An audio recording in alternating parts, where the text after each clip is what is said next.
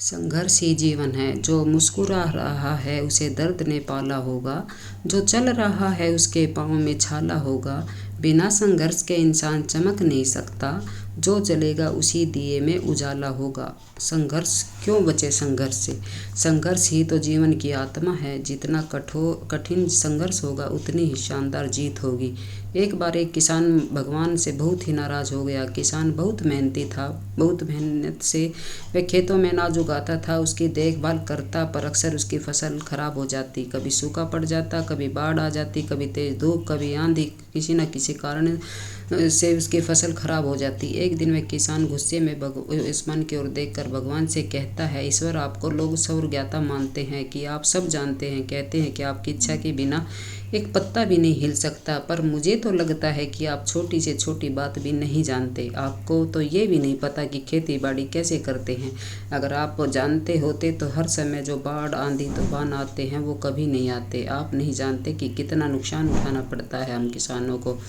यदि आप मेरे हाथ में यथाशक्ति दे दे तो जैसा मैं चाहूँ वैसा मैं मौसम कर दूँ, फिर आप देखना मैं अन्न के भंडार लगा दूंगा। भगवान इस किसान के तीखे वाक्य सुनकर मुस्कुरा रहे थे और वह किसान के सामने प्रकट होकर बोले, मैं आज तुझे यह शक्ति देता हूँ कि तुम अपने खेतों पर तुम्हारी जैसी इच्छा हो तुम वैसा मौसम कर दोगे। मैं बिल्कुल भी दखल नहीं दूंगा, तुम्हारी इच्छा से सब कुछ होगा। किसान बहुत खुश हुआ। किसान ने गेहूँ की फसल अपने खेतों में बोई। जब उसे लगा कि खेतों को धूप चाहिए तो खेतों को धूप मिले, जब पानी बरसना चाहिए तब पानी बरसा।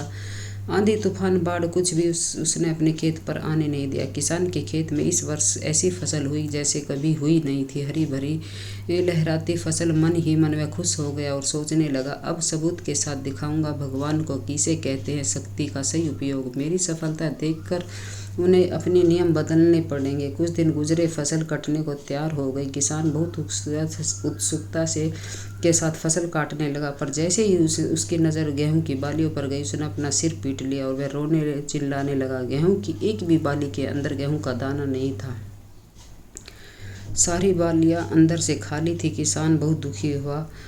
उसने भगवान को रोते हुए फिर पुकारा, हे भगवान प्रभु, तुमने मेरे साथ ये क्या किया? तुमने कोई मुझे सजा दी है? भगवान बोले, पुत्र, ये तो होना ही था। तुमने पौधों को संघर्ष का मौका ही कहाँ दिया।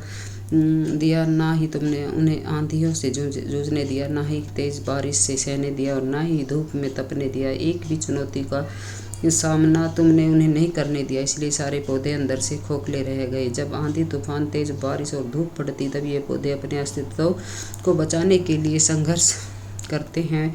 इसी संघर्ष से एक बल पैदा होता है जिसे शक्ति होती है, ऊर्जा होती है, और यही ऊर्जा पूर्ति तेरे गेहूं के दानों की तरह जो नहीं फूटी।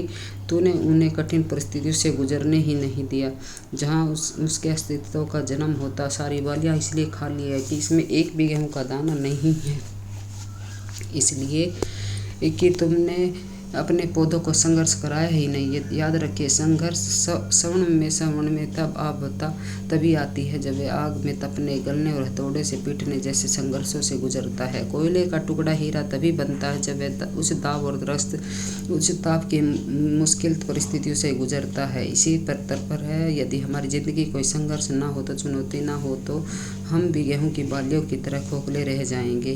कोई अस्तित्व नहीं होगा हमारा। विपरीत परिस्थितियाँ, चुनौतियाँ, समस्याएं हमें और अधिक निखारती हैं। यदि जीवन में कठिन परिस्थितियाँ और चुनौतियाँ आई तो घबराना मत, बल्कि सामना करना, विवश करना कि आप अधिक निखर जाओगे और अधिक मजबूत बन जाओगे। किसी ने सही कहा है, जिंदगी जीना आसान नहीं होता, बिना संघर्ष कोई महान नहीं होता। जब तक ना पड़े हथौड़े की चोट तब तक पत्थर भी भगवान नहीं होता। अगर आपको ये कहानी पसंद आई तो कमेंट करके ज़रूर बताएं। चैनल को लाइक, शेयर, सब्सक्राइब जरूर करें।